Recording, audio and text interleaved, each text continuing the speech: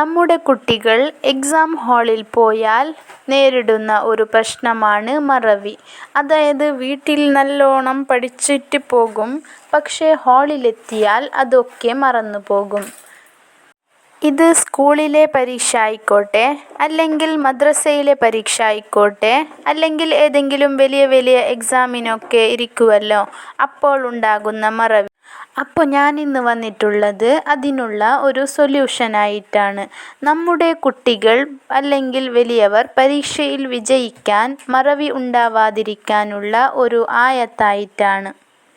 അപ്പോൾ ഇത് ഞാൻ ആദ്യം പറഞ്ഞതുപോലെ തന്നെ ഈ ആയത്ത് ഓതിപ്പോയാൽ നമ്മുടെ കുട്ടികൾ അല്ലെങ്കിൽ വലിയവർ പരീക്ഷയിൽ വിജയിക്കാനും മറവി ഉണ്ടാവാതിരിക്കാനും സാധിക്കും. അപ്പോൾ ആ ആയത്ത് ഏതാണെന്ന് നോക്കാം. നമ്മുടെ ചാനൽ ആദ്യമായിട്ട് കാണുന്നവരാണെങ്കിൽ ഒന്ന് ലൈക്ക്, ഷെയർ, സബ്സ്ക്രൈബ് ചെയ്യുക. പിന്നെ ഈ ആയത്ത് എല്ലാവരിലേക്കും എത്തിച്ചു കൊടുക്കുക.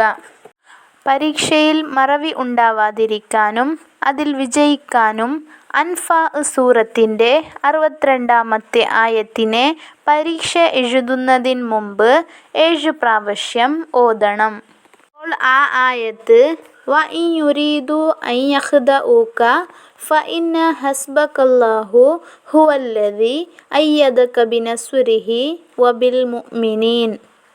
ഈ ആയത്തിനെ പരീക്ഷ എഴുതുന്നതിന് മുമ്പ് 7 പ്രാവശ്യം ഓതിയാൽ പരീക്ഷയിൽ ഉന്നത വിജയമുണ്ടാകും. പരീക്ഷ എഴുതുന്ന എല്ലാ കുട്ടികളും വലിയവർക്കും ഉന്നത വിജയം ഉണ്ടാവട്ടെ. ആമീൻ.